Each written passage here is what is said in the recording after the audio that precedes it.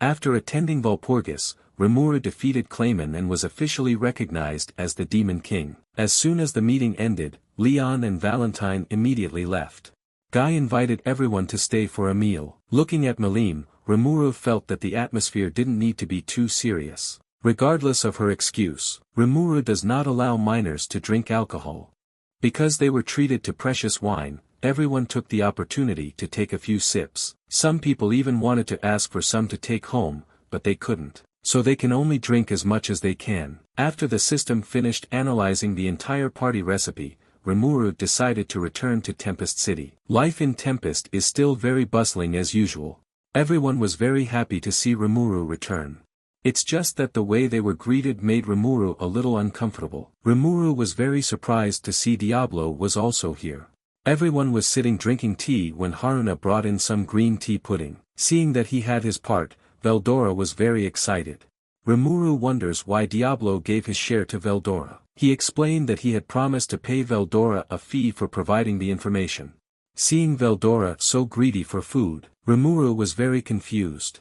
He himself doesn't need to eat or drink to survive. Veldora explained that he only eats and drinks to relieve sadness and doesn't indulge in anything. Cheyenne boasted that he did a great job protecting Rimuru. Diablo said he also completed the mission without a scratch. It's just that Veldora called me back midway.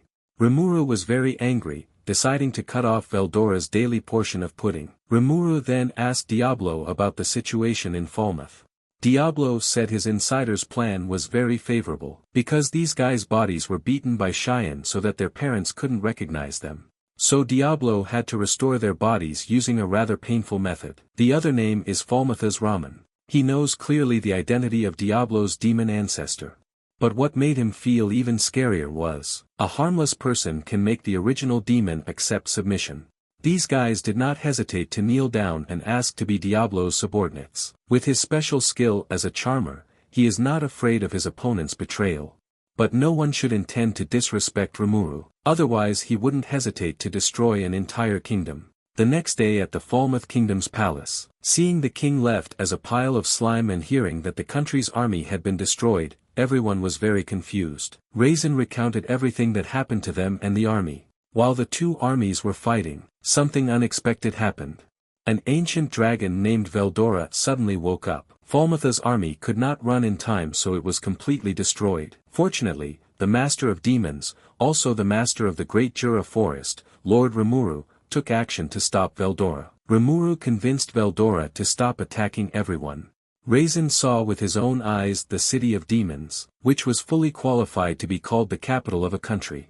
Upon hearing that Rimuru had conquered the Dryad clan, the guardians of the land where Veldora slept, the Falmouth nobles just realized how foolish it was to confront such a strong person. But some people immediately reassured them, saying that Rimuru is a very friendly person and just wants to live peacefully and cooperate with everyone. But now, because Falmouth has gone to war with Rimuru's country, the enemy is no longer as friendly as before. The Marquis kept scolding the grey hair for being a profane person. Because he didn't let Diablo get angry, Raisin froze his opponent. While the Marquis were still upset because they were being oppressed by a monster nation. Then Diablo suddenly appeared and turned their king back to normal. Introducing Tempest City's premium recovery medicine product. Diablo then read the message Rimuru sent to the Kingdom of Falmouth. In a week, a reconciliation meeting between the two countries will be held. Falmouth side can choose the following options.